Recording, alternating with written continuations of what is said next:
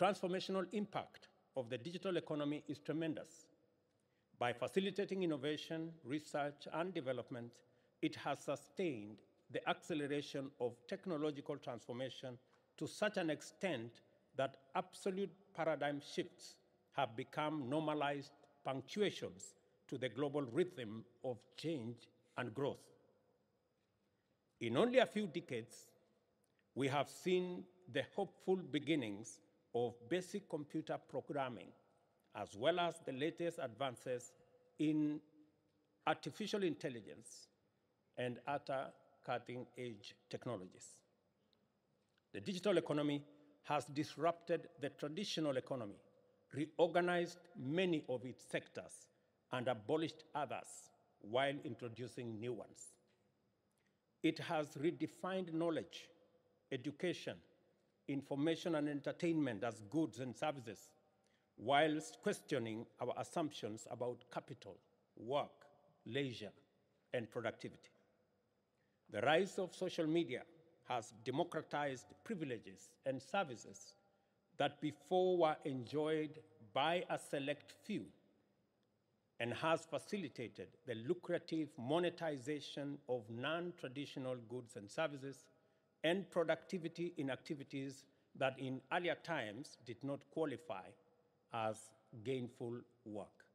And let me say this, that China has a special place, with no doubt, to enhance the competitiveness of Africa by doing two very important things to us in the global south, and especially in Africa. Number one is for China to work with us in the reform of the international financial institutions so that we can leverage on these institutions and use China's muscle to invest more in those institutions and to work with us in its reform so that countries in the developing world can access more concessional development financing to lift the huge burden on many African countries of liquidity that they experience at this point in time.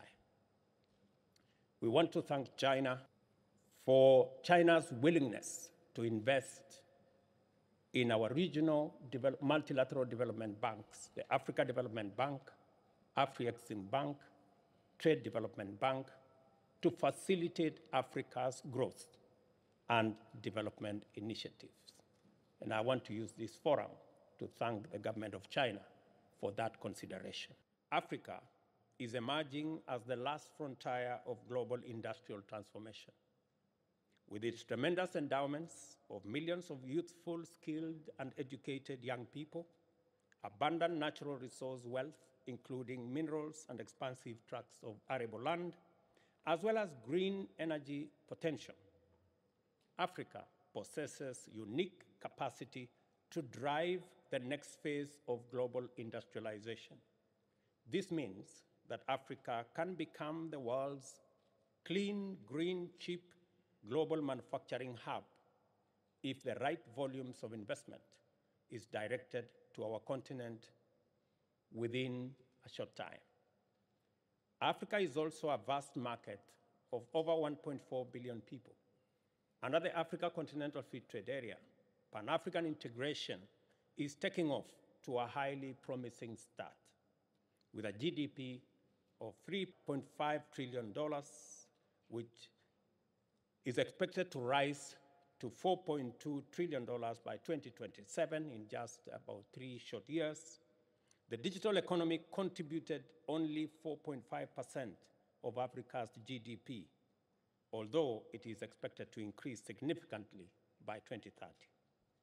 China's immense knowledge and capabilities in renewable energy will go a long way in ensuring that we unlock the huge potential of renewable energy assets in our continent, and investments in green manufacturing, green industrialization, And I again want to take this opportunity to thank the government of China for its commitment to invest in industrialization in our continent, in modernizing agriculture in our continent, and in also working with us on the development of human capital and matters talent development in our continent.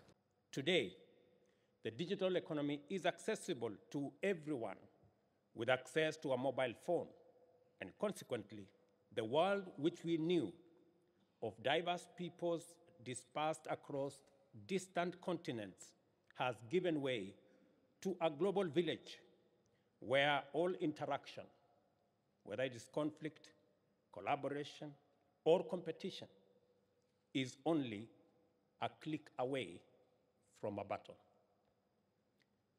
Ultimately, this is the irresistible promise of the digital economy: its capacity to be inclusive, democratic, to empower individuals and groups with global reach and limitless opportunity, and make possible the most efficient exchange of goods, services, and information. 即人权标准，推动国家所有与人工智能相关的领域和。Pour la civilisation du monde. 全球文明倡议。L'on note chaque année un gap, le chemin de fer. 布拉柴维尔和黑角铁路。第三，建设冈德基、金沙萨和伊莱波铁路。 La navigabilité sur les fleuves Congo, l'ensemble de ces corridors. 在以上这些重大的走廊建设过程当中，请肯尼亚总统鲁托阁下致辞。Let's welcome His Excellency William Samoei Ruto, President of the Republic of Kenya. Annually, accelerate industrialization in priority sectors that will simultaneously reduce poverty, celebrate the profound positive impact of true friendship and the destiny of nations and peoples. This friendship development in a shared win-win arrangement. This is therefore a unique opportunity to bear witness to